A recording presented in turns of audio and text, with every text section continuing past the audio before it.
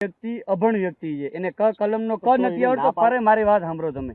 આ પ્યોર માલધારી ભેહું ચારો વાળો માણસ છે. 316 મુજબ કરાર કેન્સલ થઈ જાય એ બરોબર છે. હું બરોબર કે તો હું એની વાત મૂકી દો. તમે નિયમની વાત કરો ને તો એ છૂટ છે.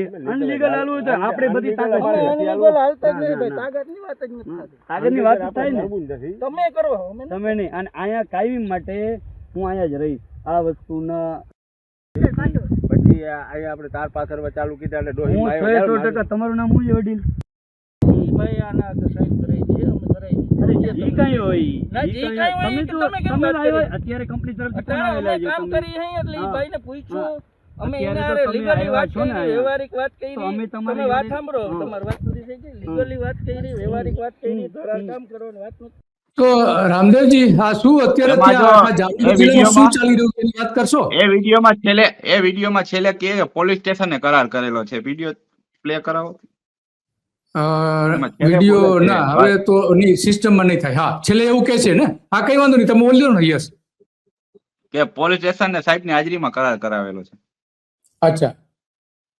પોલીસ સ્ટેશનમાં સાહેબની હાજરીમાં, એટલે પોલીસની હાજરીમાં આખો કરાર કરવામાં આવે છે. બોલો, તો આ હવે પોલીસ પણ હવે અદાલતનું ને કોર્ટનું કામ કરવા લાગી છે, એનો મતલબ એ થયો છે. જ્યારે તો આ કોઈ પણ જમીનમાં એક થી વધારે ખાતેદાર હોય તો એ તલાટી અને સાક્ષીઓની હાજરીમાં કરવાનું હોય. તલાટી કમ મંત્રી કે મામલતદાર કચેરીએ કરાર કરવાનું હોય.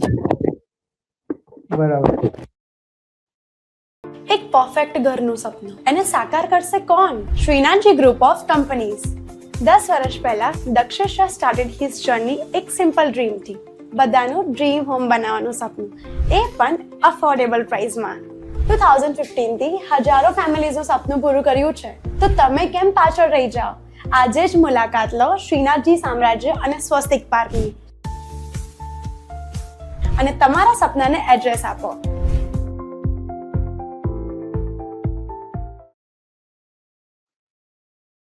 પોલીસ સ્ટેશને તો બળજબરીપૂર્વક ધાક ધમકીથી કરાવવામાં આવે છે, નજીવા ઓહ. વળતરથી. નવજીવા વળતરથી. તો આ મૂળ વાત છે કે જે રીતે અહીંયા ચાલી રહ્યું છે જામનગરમાં, એવું છે ગુજરાતમાં ઘણા બધા વિસ્તારોમાં પણ ચાલી રહ્યું છે. હવે આ કેમ કરવામાં આવી રહ્યું છે એ થોડું સમજવું પડે. સમજવું એટલા માટે પડે કે રાજ્ય સરકાર એને કોઈ પણ હિસાબે વધુમાં વધુ સૌર ઉર્જા અને પવન ઉર્જા પેદા કરવા માંગે છે, જેના જે ટાર્ગેટ નક્કી કરેલા છે એ પ્રમાણે. કારણ કે 2025માં લગભગ રાજ્યમાં સૌર ઉર્જાની પવન ઉર્જા અને સૌર ઉર્જાની જે ક્ષમતા હતી એ 42.58 ગીગાવોટની 2025ના ડિસેમ્બર સુધીમાં છે. તો ભારતની કુલ ક્ષમતાના લગભગ 16.50% ફાળો છે ને, એ ફાળો 25% સુધી ગુજરાત સરકાર 2030માં લઈ જવા માંગે છે. એટલા માટે આપણે જાણીએ છીએ કે જે પવન ઉર્જા છે ગુજરાતમાં એ અત્યારે 14,820 મેગાવોટ છે અને સૌર ઉર્જા છે એ 25,529 ની આસપાસ છે અને કેટલીક 7,000 મેગાવોટ જેવું રૂફટોપ છે.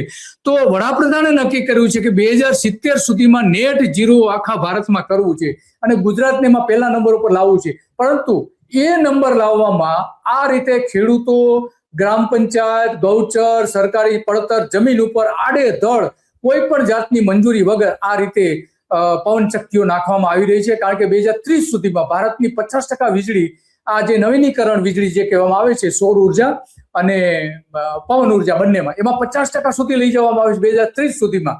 આ ટાર્ગેટ છે. એના કારણે સરકાર પોતે આ ખેડૂતો ઉપર, ગૌચર જમીન ઉપર, સરકારી જમીન ઉપર આડેધડ કોઈ પણ જાતના નિયમો વગર પોલીસ અને કલેક્ટર કચેરીનો ઉપયોગ કરીને આ પ્રકારનું ચારે બાજુ ચાલી રહ્યું છે. અને એટલા માટે આ સૌથી મોટી વાત એ છે કે આપણે આખા ગુજરાતમાં સૌથી વધારે જે પવન ઉર્જા જે છે એ સૌથી વધારે કચ્છમાં છે, લગભગ 7500 મેગાવોટ જેવું. અને બીજા નંબર ઉપર જામનગર છે, 1867 મેગાવોટ વીજળી પવન ઉર્જાની ત્યાં પેદા થઈ રહી છે અત્યારે ડિસેમ્બર 2025 સુધીના આંકડાઓ જે સરકારે જાહેર કરેલા છે એ પ્રમાણે. બીજા નંબર ઉપર દેવભૂમિ દ્વારકા છે.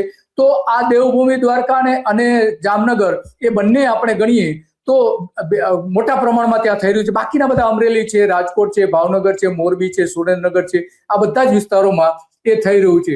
તો મૂળ કારણ એનું એ છે કે આ સરકાર જે કંઈ કરવા માંગે છે એનું એમાં ભલે કાયદાઓનો ભંગ થાય તો આ રીતે થઈ રહી છે. મહેરબાનીથી આ બધું થઈ રહ્યું છે. આપણે ઓપેરા કંપનીનું કાલે ભાવનગરમાં એક કોળી સમાજનું સંમેલન હતું, ત્યાં પણ આ મુદ્દો ચમકો હતો, તમે ધ્યાન હોય તો. કારણ કે ત્યાં એક વ્યક્તિનું મકાન પાડી નાખવામાં આવ્યું હતું, તેને આખી આ ચર્ચાઓ પણ કરી હતી. અને ભાવનગર જ નહીં, સૌથી વધારે કચ્છ, ભાવનગર, અમરેલી, જામનગર, દ્વારકા છેલ્લા 5 વર્ષથી કેટલી ગેરકાયદેસર પ્રવૃત્તિઓ કરવામાં આવી છે. અને એક એક જિલ્લામાં 5 થી 6 તો કોર્ટ કેસ ચાલે છે. અને કોર્ટ કેસ કેવા, જે વ્યક્તિઓ સક્ષમ છે એ કોર્ટમાં ગયા, બાકી એવા તો કેટલાય છે જેની અરજીઓ છે જેમાં કોઈ કાર્યવાહી નથી કરવામાં આવેલી. અને આ બાબતે તો મેં ખુદ અરજી આપેલી છે કે ઓપેરા કંપનીની જેટલી ગેરકાયદેસર પ્રવૃત્તિઓ તેમજ તમામ બાબતે એક SIT ને તપાસ કમિટી બનાવવામાં આવે અને એની જે ઓર્ગેનાઇઝ ક્રાઇમ છે તેની તપાસ કરીને કંપનીને બ્લેકલિસ્ટ કરવામાં આવે ને તેમજ આ બધા ઉપર ઘૂસી ટોક હેઠળ ગુનો દાખલ કરવામાં. આ બાબતની મેં તો અરજી પણ કરેલી છે. અને તમામ એનો કોઈ જવાબ આવ્યો છે? તમે અરજી કરીને કોઈ જવાબ આવ્યો છે? ના, નહીં, અરજી ફાઇલ કરી દેવામાં આવી છે. ગંભીર પ્રકારનું કૃત્ય કરી રહી હોવાનું આના ઉપરથી આપણે ફલિત થાય છે અને એટલા માટે આ જે પ્રશ્ન આજે ઉભો કરવામાં આવ્યો છે. તો રામદેવભાઈ, તમે ઘણી બધી વિગતો, આ ઉપરાંત તમારે કઈ કહેવું છે તો બોલો, તો આપણે સમય પૂરું કરીએ. હું તો આપણા માધ્યમથી તમામ ખેડૂતોને કહું છું કે જેટલા ખેડૂતો ઓપેરા કંપનીથી પીડિત તે તમામ લોકો સામે આવે, તે તમામ લોકો મીડિયા તેમજ કલેક્ટર કચેરીએ, જે તે કચેરીએ તેમની રજૂઆત કરે, તેમજ મીડિયામાં તેમજ વિડીયોના માધ્યમથી ઓપનલી આવે અને બધા સાથે મળી આપણે સુપ્રીમ કોર્ટ તેમજ હાઈકોર્ટમાં પણ જઈ શકીએ છીએ. આપના માધ્યમથી બીજું એ કહેવા માંગુ છું કે કેટલાક પ્રવાસી ખેડૂત નેતાઓને પણ કહેવા માંગુ છું કે પેલા પોતાના જિલ્લામાં ધ્યાન દે, પોતાના જિલ્લામાં જે ખેડૂતોને તકલીફ છે પેલા એની વાત કરે, બીજે પછી પ્રવાસ કરે. બરાબર. એટલે ખેડૂતોએ સંગઠિત થવાની જરૂર છે. કોઈ પણ બાબત હોય તો આમાં જો સંગઠિત થશે તો જ આનું નિવારણ આવશે. કારણ બાકી તો આપણે જાણીએ છીએ કે જે સરકાર સાથે જોડાયેલા કેટલાક સંગઠનો જે છે એ આમાં સમજૂતી પણ કરી લેતા હોય છે, પણ આપણે જોયું.